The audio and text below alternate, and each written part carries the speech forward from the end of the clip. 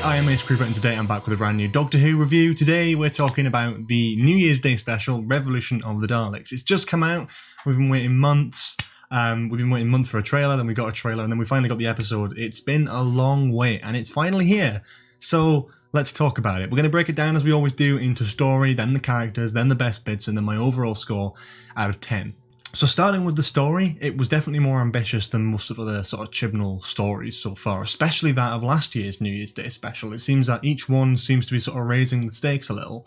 You've got a sequel basically to both Arachnids in the UK and Resolution.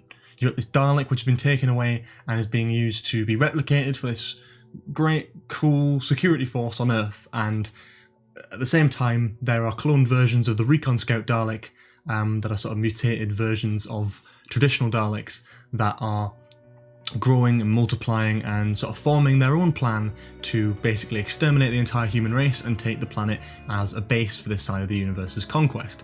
The Doctor gets out of jail thanks to the help of Captain Jack, and they team up. They bring a different Dalek fleet in, there's a bit of a Dalek civil war, and then all the Daleks die. Or so we think. So that's that. I don't really know how else to explain the story. Graham and Ryan leave at the end, we'll talk about that in just a bit, but generally the story as a point works pretty well. I feel like a lot of it was showcased beforehand because of the stuff like the filming location stuff about the Daleks on the bridge like a year ago, and then all the stuff in the trailer. It seemed that everyone kind of had a pretty good grasp of what the story would be going into it, so there was less genuine surprises on my end, and that's something of an issue I have with the whole episode really. It's not too big, don't worry, it's only going to be a sort of minor point of mine, but I think a big issue that I had with this was just there wasn't really anything surprising. It was all just, you know, at most it was like, oh, this is cool, you know, whereas I really want to be like shocked, and something as big as Jack coming back would have been great, but you know, we already knew about it and we've already seen the trailers and stuff, and yeah, it's fab. Jack's brilliant in this episode, he's really, really good, and I love seeing John Barrowman back in the show properly this time. But it just, I don't know, I wasn't surprised by it. So when he like shows up in the prison thing, it wasn't like a big deal. It was just like, oh, there's Captain Jack, we were waiting for him, and I liked that. But you know, I would have liked some other surprises as well, maybe Unit, Kate Stewart, all that sort of stuff. So let's talk about characters individually. First of all, the 13th Doctor, as always, played by Jodie Whittaker, top form in this episode, better than, you know, as I kind of said with Series 12 as we went on through the reviews, Jodie as the Doctor keeps getting more and more convincing and just better for me personally. I really enjoy her in the role. I definitely, you know, I want to see more of her in the future. She's definitely not my favourite Doctor, but from what her Doctor offers, I quite enjoy it, and I feel like she brings something new and refreshing to the role. This is no exception. This is definitely one of her best episodes. They actually gave the character a bit of room to breathe. The sort of 71-minute runtime actually really helped the episode generally. Just have some moments just to not talk and just have some actual just normal human like interaction, and like it wasn't so ham-fisted. There wasn't like just dialogue. It was like there were quiet moments in this episode, which has been lacking in Chibnall's era, and I love that. Some of the best bits of like Russell T Davies' era and all that sort of thing is when a character can just stop and think and really just like listen to that. And same with Stephen Moffat. You look back at like Stolen Earth, such a big episode, but then you got bits of Donna just sort of sitting and on her own and stuff, and the Doctor and her just sort of in the TARDIS thinking about what's happening when we know what's happening, but they do it so well, and I think those elements in this story really help the 13th Doctor as a character, but not just the 13th Doctor, the companions as well, who we'll get onto. But first, let's talk about Captain Jack Harkness, making a return to Doctor Who after, well, not including Series 12, after 10 years, which, well, it must be 11 years now since his last appearance, and that's insane. That's really, really brilliant. It was great to see him back. Obviously, it was not really too much of a surprise. John Barrowman's very excitable about being back on Doctor Who, and that's very clear, and you can see that, and I love that, and I think it's brilliant, and I'm so happy to see him here, and I definitely enjoyed it. I can't quite put my finger on what I didn't like about Jack, because I think everything was great with Jack. I think it would have just been a nicer sort of surprise moment, like it was in the middle of Series 12. It was such a big moment where it's like, oh, Captain Jack's back. Whereas this was just kind of like, oh, there he is, we've been waiting for him. We sort of expected him to be here, and we knew he was going to be in the episode anyway. But even if, I guess, they hadn't announced that, it still wouldn't have been too shocking because he just showed up in the middle of the series. So I do like what they're doing, and it was great. And the dynamic between him and the Doctor, perfect. The dynamic between him and the companions, perfect. He had some really good emotional time with Yaz, which I really appreciated, and some great stuff with Ryan and Graham as well, just sort of one-liners. Talking about Ryan specifically as a character, I don't really like Ryan as a character, and I haven't really done throughout Series 12. I didn't mind him in Series 11 when he actually had a bit of a story, when his story arc in Series 12 was throwing that ball into a hoop or throwing the ball onto the Cybermen and all. I don't remember exactly, but it's just, I didn't really like his character in Series 12, and that's totally fine. You know, I like a lot of other elements about Jodie's era. Just Ryan never quite worked for me.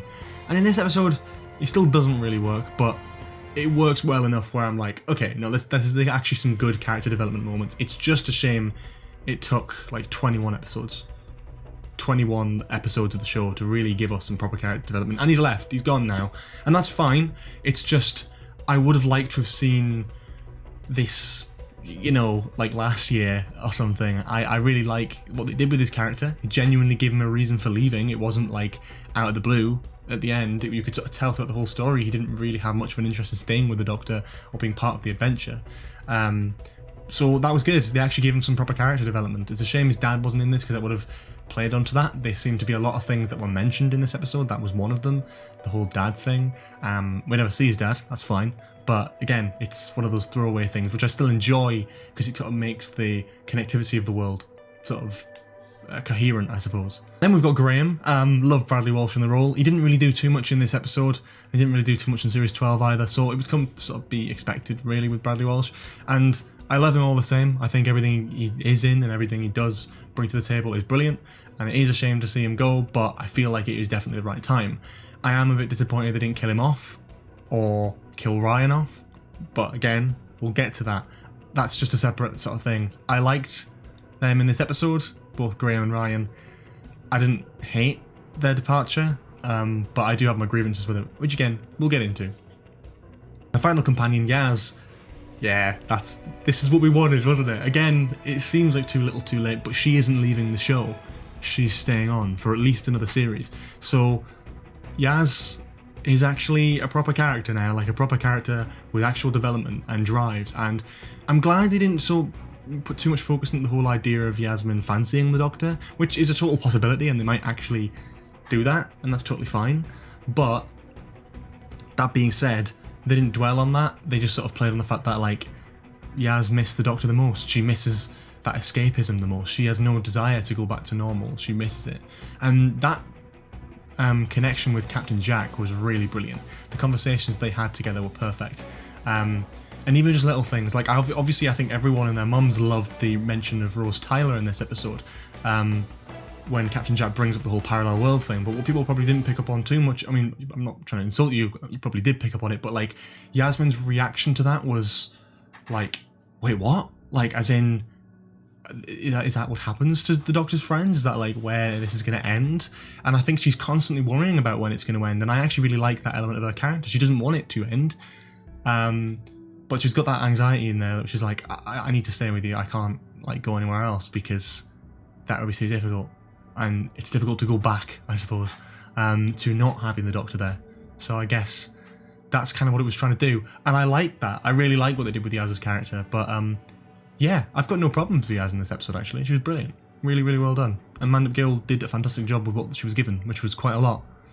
Now, Jack Robertson. Again, positive things. Like, I'm pretty sure that most people didn't like him in Arachnids in the UK because he felt just a bit like a Trump parody. But in this, I didn't hate him. I didn't actually mind him at all. He was a pretty solid villain.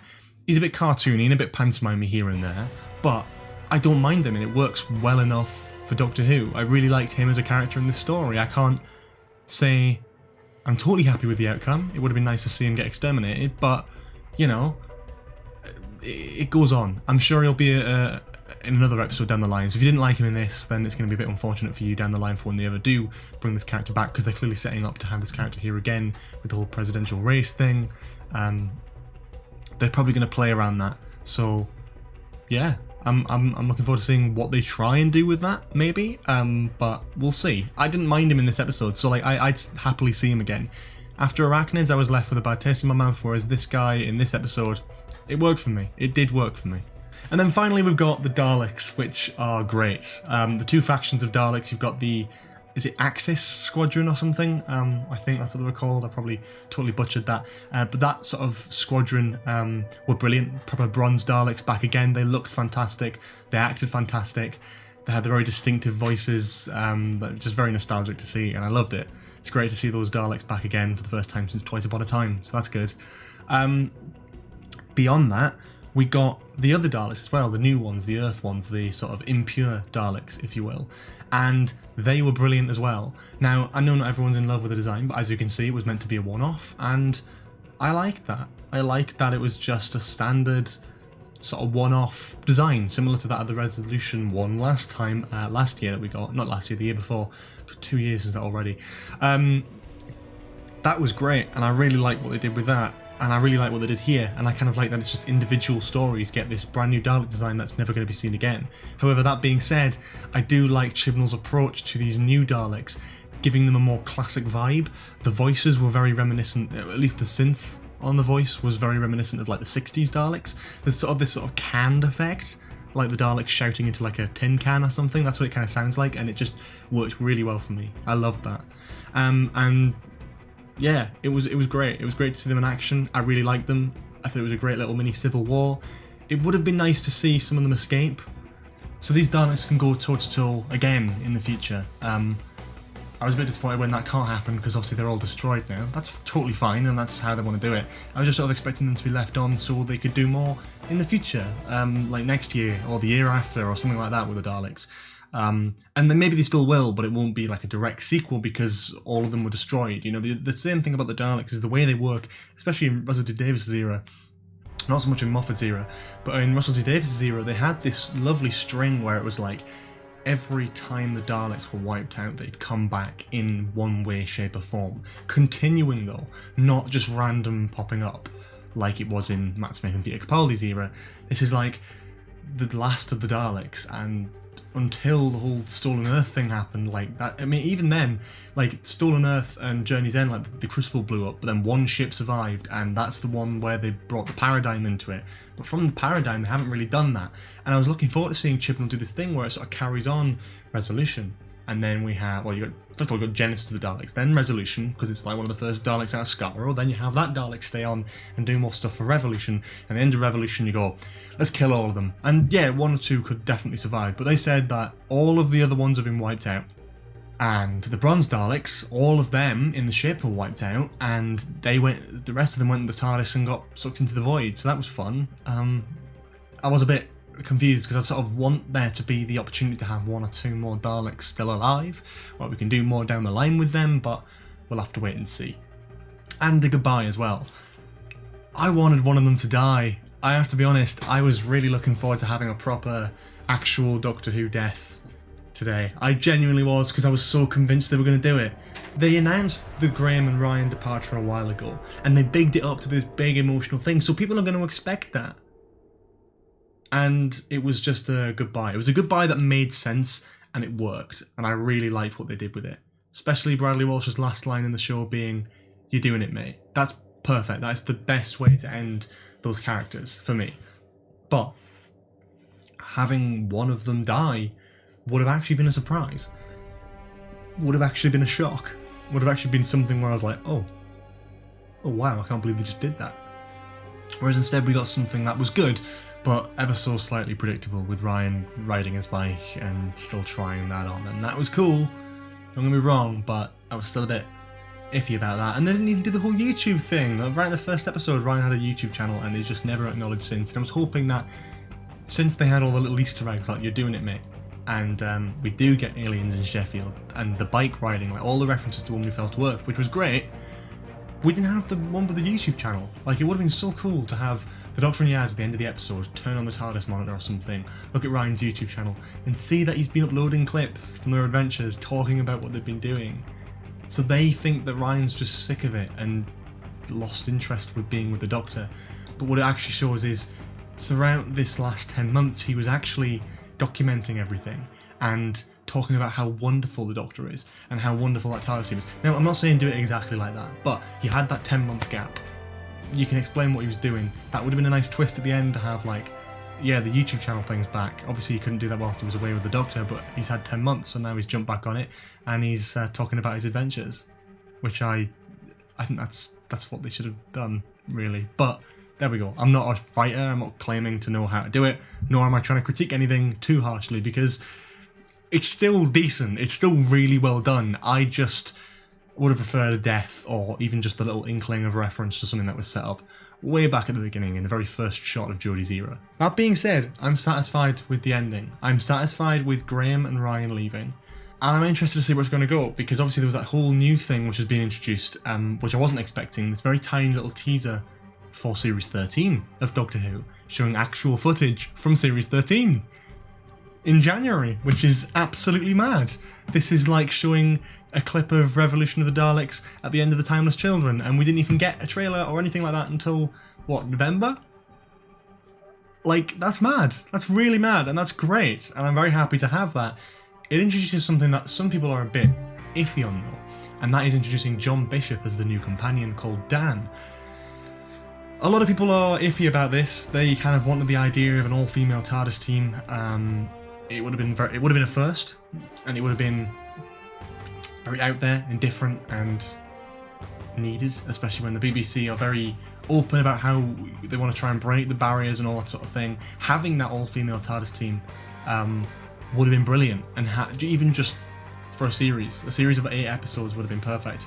And I agree with that, but at the same time, if the writers have got a plan and they know what they're doing, which I trust they do, I'm looking forward to seeing John Bishop in Doctor Who Series 13. I think he'll bring something a little bit different. Not so much the Bradley Walsh essence, but I still don't mind. It's not a fam, it's not a TARDIS team of 4, it's a TARDIS team of 3, which we've had before. Amy and Rory was the last sort of inkling, really, that we had of that kind of era. And you had Rose and Mickey. That's like, these dynamics do work. That wasn't what Chibnall's problem was. It would have been nice just to have one companion for a bit, and maybe we will. Maybe we'll have the whole 13 and Yaz thing be the first couple episodes, and then after that John Bishop gets introduced. I don't know. In the episodes that are filming at the moment, and a bit of a spoiler warning for those who don't want to know anything about Series 13, in the sort of Sontaran-y kind of things that they're doing at the moment in Liverpool, where John Bishop was actually seen filming. We didn't know he was a companion then, we just thought he was a guest star. 13 and Yaz actually come out the TARDIS together. John Bishop isn't with them, and on the slate that looks like episode 4. I think someone pointed out that that's actually going to be episode 4, the Sontaran one, or at least it's planning to be episode 4, which means that either the slate's wrong and that's the first episode and that's where we meet John Bishop and that's when he joins the TARDIS team, or we're going to have 3 episodes of 13 and Yaz, just them 2, before we get into the whole Sontarans in Liverpool with John Bishop, who then joins the TARDIS team thing. That's a whole different thing, so there you go. I guess. I like that. I don't mind that. If that is the case, then it'd be nice to still have that 2-person all-female TARDIS team thing, and then have John Bishop added on at the end, towards the middle of the series, opposed to being like a whole series thing. And going into the future of Doctor Who, Series 14 and beyond, happy to have John Bishop aboard. As long as he's written well and has a proper, decent character, then I am more than happy for it. Genuinely. So, that's good. That's good. It was a nice little insight into Series 13. Nothing too big, nothing too fancy. Certainly not in the whole graphic design department, but it was still pretty good and I really liked it. And yeah, I'm excited to see where that goes. Overall, I'm going to give the episode a 8 out of 10. I know that might be a bit lower than people were expecting, which is obviously totally fine. I didn't love it, but I really did enjoy it. It's definitely one of Whittaker's best episodes so far. In terms of what they tried to do with the story, I'm not totally 100% a fan of, but I still liked it. I still enjoyed that. I loved the references we had to Rose, to Parallel Earth, to Gwen Cooper. That was a reference that I loved, which was really great to see. But like, I feel there was something missing, is when you bring Jack in, you bring in a different era of the show. The Doctor is in every era, obviously, but the Doctor changes with the show. When you bring a character back, they haven't changed with the show. They are exactly who they were when they last left. That's why Sarah Jane Smith was such an important part of the early sort of David Tennant era, is because when they brought Sarah Jane in, she hadn't really changed. I mean, she had her own character and all that sort of thing, but she wasn't affected by how the show was affected throughout the 80s and 90s and early 2000s. It was Sarah Jane Smith as you remember her. So when you bring someone back like Jack, who we haven't seen in about 10 years, who is a relic of the Russell T Davies era, really, of Doctor Who, which had, you know, his last full Doctor Who episode had a huge-scale Dalek invasion, it would have been nice to have some explanation as to why no one remembers what Daleks look like.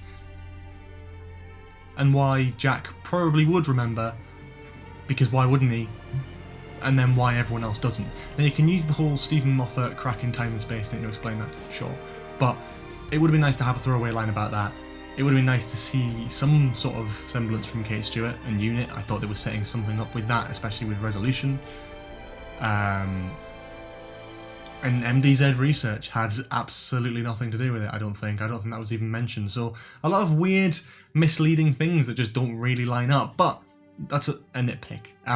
The episode had some flaws, but I really enjoyed it on the whole, and it's definitely one of Whittaker's best episodes in terms of storytelling, in terms of dialogue, in terms of character development. It's definitely up there. So 8 out of 10, and there you go. Okay, so the last bit of this video is going to be a bit different. I've been keeping this sort of thing for a while to talk about on the channel, not being able to really talk about it, not really wanted to talk about it yet, but I feel like now's the time, and this week there's going to be a video coming out about it. It's very exciting. I'm not going to give it away, I'm going to let you watch it, but it's something that you'll want to watch, so stay tuned, and I will see you with my next video, which I don't want to say anything about, but it's good, and it's worth watching, and it's involved with Revolution of the Daleks, I know, so stay tuned, and I'll see you in a couple days with that video. So yeah, thank you all so much for watching. If you enjoyed this video, please leave a like, comment below for any more suggestions in the future, subscribe to the channel with notifications on if you haven't already. We're past 21,100 now, which is amazing, really appreciate that, so let's just keep pushing and pushing. We're in 2021 now, happy new year, let's just keep pushing forward and see where we can get. Thanks so much for watching, I'll see you all later, have a lovely day, bye bye.